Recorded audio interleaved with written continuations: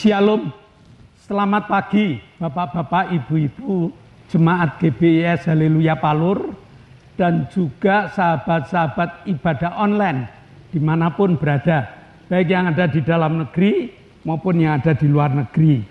Kita masuk di bulan Oktober, minggu pertama. Kita akan menikmati minggu pertama ini dengan tema tubuh dan darah Kristus. Mari kita berdoa. Bapa, kami mengucap syukur pagi hari ini Kau berikan kekuatan, kesehatan, Kau berikan semangat agar kami dapat menikmati berkat firman-Mu. Kami telah menyatukan hati, kami telah menyiapkan segalanya Tuhan. Ya Roh-Mu yang bekerja untuk memberikan kepada kami pengetahuan-pengetahuan rohani agar kami dapat menikmati kehidupan kami di dalam nama-Mu. Terima kasih Bapa, hamba siap untuk mewartakannya, dan dalam nama Yesus kami telah berdoa dan mengucap syukur. Yang percaya katakan amin.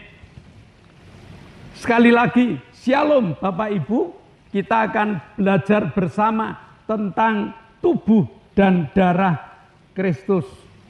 Bagaimana cara Yesus mengajar? Kita akan lihat alur cerita dari Yohanes pasal 6 ini. Dari pasal 6 ini, ayat 1 sampai dengan ayat 15 dibuka dengan mukjizat 5 roti dan 2 ikan. Yesus ingin menanamkan pentingnya roti untuk kehidupan manusia. Sehingga Yesus membuat mukjizat 5 roti dan 2 ikan. Selesai itu ayat 16 sampai ayat 21, Yesus berjalan di atas air untuk memberikan kesan yang luar biasa kepada para murid bahwa Yesus memiliki kemampuan di atas segalanya. Lalu ayat yang ke-22-24, orang banyak mencari Yesus. Kenapa orang banyak mencari Yesus? Karena dia ingin mukjizat 5 roti dan 2 ikan akan terjadi lagi. Maka pada Yohanes 6 ayat 26, Yesus menjawab mereka, "Aku berkata kepadamu, sesungguhnya kamu mencari aku bukan karena kamu telah melihat tanda-tanda, melainkan karena kamu telah makan roti itu dan kamu kenyang." Jadi mencarinya Yesus hanya secara lahiriah.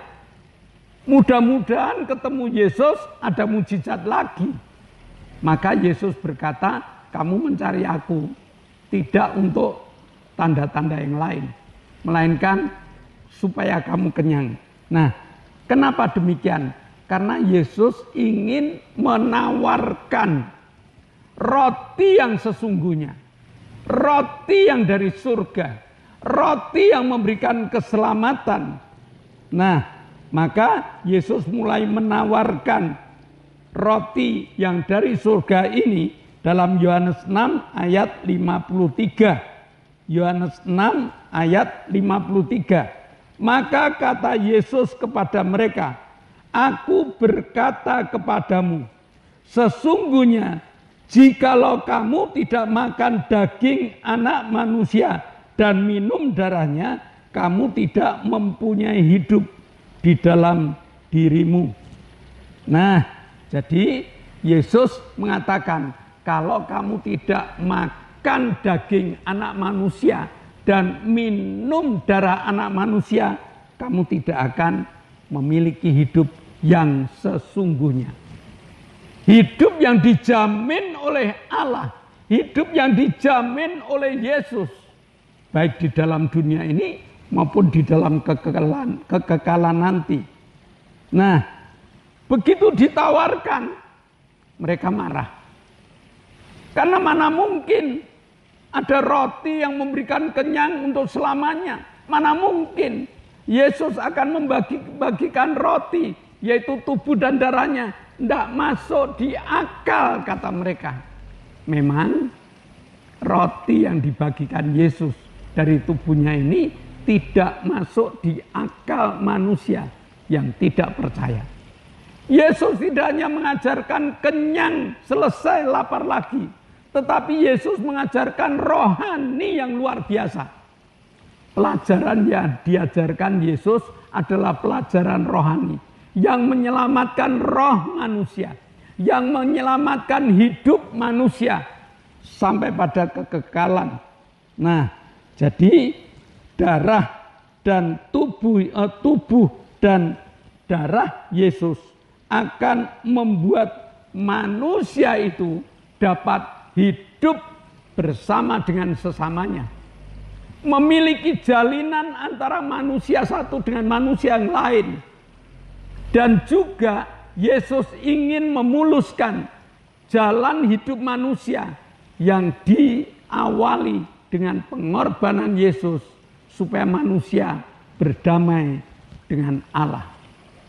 Ada dua damai yang diajarkan oleh Yesus melalui tubuh dan darahnya. Yaitu damai terhadap sesama manusia. Lalu damai dengan Allah. Damai pada manusia ini yaitu supaya manusia itu dapat hidup bersama dengan manusia lain. Karena dia adalah makhluk sosial. Makhluk sosial itu tidak bisa hidup sendiri. Makhluk sosial itu memiliki ketergantungan dengan orang lain. Kesadaran ini dibangun. Ya. Supaya apa? Supaya manusia dapat menerima temannya yang berbeda, ya, yang tidak memiliki kepintaran yang sama. Tetapi justru itu yang harus kita bangun. Agar kehidupan kita dengan sesama menjadi jalinan yang luar biasa. Karena satu dengan yang lain saling melengkapi. Untuk menikmati roti, yaitu tubuhnya Yesus ini, hubungan antar manusia harus damai dulu. Jadi kalau hubungan antar manusia tidak damai, mereka tidak dapat menikmati tubuh dan darah Yesus. Itulah hebatnya. Ya, manusia harus dibangun kesadarannya terlebih dahulu. Ya, kesadaran akan persatuan supaya memudahkan antara menerima satu dengan yang lain. Selain itu, Tuhan membangun jalan agar manusia dapat kembali kepada Allah. Ya, dapat kembali kepada Allah. Karena hubungan manusia dengan Allah terputus. Manusia mencari jalan sendiri, tidak ketemu. Hanya melalui darah Yesus, manusia dapat kembali pada Allah. Karena Allah membuka jalan melalui darah Yesus. Nah, jadi Tuhan Yesus membangun kemudahan antar manusia. Supaya ada keberuntungan yang dia nikmati. Lalu membangun hubungan dengan Allah. Supaya ada keberuntungan juga yang dapat mereka nikmati. Nah, makin mendalami tentang Tuhan Yesus ini, makin banyak kasih karunia Allah yang dapat diterjemahkan dalam perjalanan hidup. Orang ngerti Allah memberikan kasih karunia, tetapi orang tidak dapat menerjemahkan kasih karunia dalam hidup mereka selama mereka tidak menaruh kepercayaan pada Yesus Kristus. Maka pada Yohanes 6 ayat 51, akulah roti hidup yang telah turun dari surga. Jikalau seorang makan dari roti ini, ia akan hidup selama-lamanya. Dan roti yang kuberikan ini ialah dagingku yang akan kuberikan untuk hidup dunia ini. Jemaat, kalau orang kenal Yesus, makan dari roti yang diberikan oleh Yesus, yaitu dagingnya ini, maka dia akan menikmati hidup di dalam dunia ini dan juga di surga nanti. Ada jaminan. Cukup dengan percaya.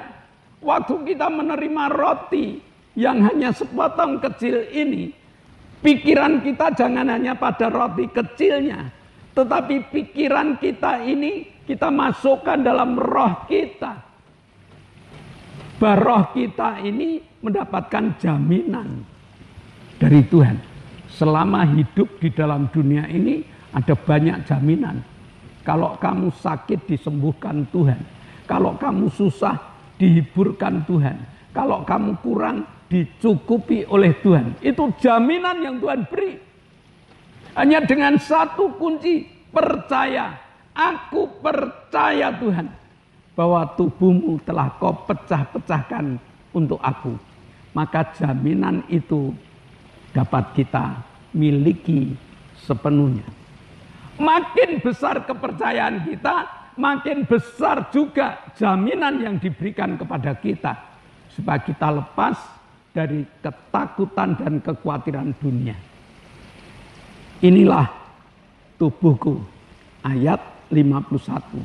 Roti yang turun dari surga, yaitu tubuh Kristus yang dipecah-pecahkan untuk kita, yang tiap minggu pertama kita nikmati dengan perjamuan kudus ini. Ada makna yang harus kita mengerti.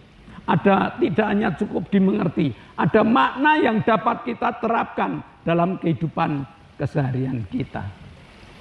Lalu Yesus mengatakan, inilah darahku. Ya, darah Yesus. Yohanes 6 ayat 56. Barang siapa makan dagingku dan minum darahku, ia tinggal di dalam aku dan aku di dalam dia. Nah, hal ini menyadarkan kita yang mengikuti perjamuan kudus ini tentang hadirnya Yesus di dalam perjamuan kudus. Tidak cukup hadir. Kita dapat memasukkan Yesus di dalam hati, jiwa, dan roh kita. Sehingga kita harus minum. Dan minum ini tidak hanya sekedar teguk per teguk yang kita rasakan, tetapi masuknya darah Yesus, persekutuan hidup kita dengan Yesus, ini yang lebih istimewa. Ya, Tuhan mengatakan, kalau kamu tidak minum darahku, aku tidak akan hidup di dalam kamu. Apa keuntungan kalau Yesus ada di dalam hidup kita? Yohanes 15 ayat 7. Jikalau kamu tinggal di dalam aku dan firmanku tinggal di dalam kamu, mintalah apa saja yang kamu kehendaki dan kamu akan menerimanya. Persekutuan ini yang membuat apa yang kita minta kepada Allah di dalam doa dikabulkan. Bagaimana caranya? Yaitu sadar bahwa Yesus ada di dalam hidup kita. Firman Yesus ada di dalam hidup kita, membuat segala permohonan kita akan dikabulkan oleh Allah. Jadi, perjamuan kudus, roti memberi jaminan hidup. Jaminan selama kita hidup di dalam dunia ini, dan jaminan nanti kalau kita masuk surga, di kelak kemudian hari kita masuk surga. Di dalam dunia, kebutuhan-kebutuhan duniawi Yesus siapkan untuk kita, asal kita percaya. Dan yang kedua, darah Yesus itu membuat segala permohonan kita, segala doa kita dikabulkan. Maka pada pagi hari ini, mari kita pertebal kepercayaan kita. Di atas perjamuan suci ada anugerah Allah yang luar biasa yang diberikan kepada kita. Dan di atas roti yang kita nikmati ada jaminan kehidupan untuk kita. Dan di atas anggur yang kita minum ada persekutuan yang indah antara hidup kita dengan Allah. Amin. Mari kita berdoa. Bapa, kami mengucap syukur Engkau Allah yang luar biasa, yang hari ini mengajarkan satu pelajaran yang luar biasa. Perjamuan kudus-Mu Tuhan sangat bermanfaat bagi kami, supaya kami dapat menikmati jaminan-jaminan pemberian-Mu, dan kami dapat merasakan doa-doa kami yang Kau kabulkan. Maka Tuhan, meteraikan firman ini di dalam hati, jiwa, dan roh kami. Dan dalam nama Yesus kami telah berdoa dan mengucap syukur. Yang percaya katakan amin. Nah, shalom Bapak Ibu. Sebelum kita berpisah satu dengan yang lain, ada beberapa pengumuman. Yang pertama, GBIS Haleluya Palur sudah mengadakan ibadah onsite, ibadah tatap muka dengan jadwal Minggu jam 7 pagi untuk anak sekolah minggu. Minggu jam 9 untuk ibadah umum. Lalu tiap Selasa jam 6 sore ada ibadah pendalaman Alkitab. Tiap Jumat ada 2 kegiatan. Yang satu kegiatan permata, persekutuan doa rumah tangga. Kalau ada di antara Bapak Ibu rumahnya pengen dipakai, dapat daftar kepada pengurus. Nanti akan dijadwal minggu ini, Jumat ini di rumah siapa, Jumat yang akan datang di rumah siapa. Lalu ibadah cabang jam 6:30 sore di cabang GBS Haleluya Palur. Bagi Bapak Ibu yang belum mengikuti kegiatan, kepengen ke cabang, monggo. Kepengen ke permata, monggo. Supaya kita dapat menikmati berkat-berkat firman Tuhan tambahan. Supaya hati kita makin dikuatkan. Lalu ibadah online tetap ada. Doakan agar kru sehat, semangat, alat-alat awet, sehingga kita dapat mengadakan ibadah online. Dan ibadah online ini diberikan kepada teman-teman kita yang lain. Maka Bapak Ibu yang ikut supaya nge-share, like, lalu supaya di-share ke 5 teman, supaya diberi komentar, agar pelayanan kami makin hari makin disempurnakan melalui komentar dari Bapak Ibu. Nah, lalu Sabtu ada ibadah kaum muda. Ya, kaum muda dengan caranya beribadah. Kaum muda dengan bagaimana cara berorganisasi. Kaum muda dengan segala kegiatannya. Kami mengundang, hei anak-anak muda, baik muda remaja maupun muda dewasa, ayo datang.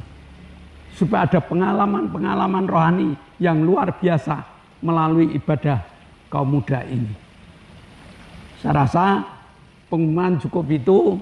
Mari kita tunduk kepala, kita akan akhiri ibadah kita. Kami bersyukur padamu Tuhan, Engkau telah pimpin ibadah kami dari awal, pertengahan sampai akhir. Engkau telah pimpin kami untuk belajar firman-Mu. Engkau telah pimpin berkati hamba-Mu untuk membawa firman-Mu. Bapa, kami berdoa untuk bangsa dan negara kami. Tuhan pimpin berkati bangsa dan negara kami. Engkau akan berikan penyertaan-Mu langkah-langkah bangsa kami. Pemimpin-pemimpin negara kami, Bapa, kami mohon pimpinan-Mu. Berkati beliau dari atas sampai RT RW. Berkati Tuhan untuk menaikkan tugas-tugas hari ini. TNI, Polri, berkati beliau untuk mengamankan negara kami. Terima kasih Bapa, kami menyerahkan semua ke dalam tangan-Mu. Dalam nama Yesus kami berdoa dan bersyukur. Bapa, kami mengucap syukur. Sebelum kami berpisah satu dengan yang lain, kami berdoa untuk teman-teman kami Bapa yang membutuhkan jamahan-Mu. Karena kami percaya mereka akan Kau jamah dengan bilur-bilur-Mu yang menyembuhkan. Kami berdoa untuk Ibu Gito yang kakinya sakit dan juga kadang-kadang sesek. Kami berdoa untuk Ibu Mintarsih yang pasca operasi usus. Kami berdoa untuk Ibu Mbing yang saat ini karena usia penurunan daya ingatnya sangat-sangat mengganggu. Kami berdoa untuk Wagini Tuhan, yang akhir-akhir ini sakit-sakitan. Kami berdoa untuk Pak Min. Pak Min juga sakit Tuhan, Engkau juga jamah. Lalu kami berdoa untuk Pak Petrus Sutresno yang gagal ginjal. Tuhan jamah, tidak ada perkara yang mustahil di hadapan. Kami berdoa untuk Pak Ishak yang juga usia lanjut sehingga badannya sangat lemes.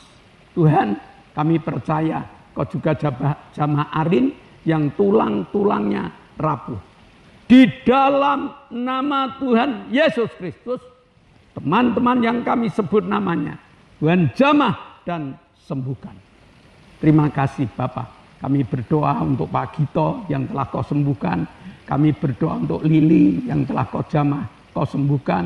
Kami berdoa untuk Ibu Bambang yang juga telah Kau beri kekuatan. Pak Yusuf yang juga Kau berikan kekuatan sehingga mereka siap menjadi saksi-Mu. Terima kasih Bapak, terima kasih. Sebentar kami akan tinggalkan tempat ini untuk kami kembali ke pos kami masing-masing. Maka Tuhan, biarlah Roh-Mu bekerja. Engkau telah membuka tingkap-tingkap langit-Mu dan Engkau telah mencurahkan segala berkat-Mu. Maka jemaat yang dikasihi Allah, kedangkanlah tanganmu, nikmatilah segala berkat yang Allah kirimkan untuk engkau. Dan saat ini Allah mengirimkan berkat untuk rumah tanggamu, berkat untuk usaha pekerjaanmu, berkat untuk rancangan-rancangan hidupmu, berkat jasmani, berkat rohani terus mengalir dan mengalir limpah sampai setiap orang yang ketemu engkau pun akan mengatakan engkau diberkati. Dan jika kita berpisah satu dengan yang lain, bawalah berkat dari Allah Bapa, cinta kemurahan dari Tuhan Yesus Kristus, serta persekutuan Roh Kudus menyertai engkau mulai hari ini sampai Maranatha, Tuhan Yesus datang yang kedua kali. Yang percaya katakan amin. Shalom. Tuhan memberkati.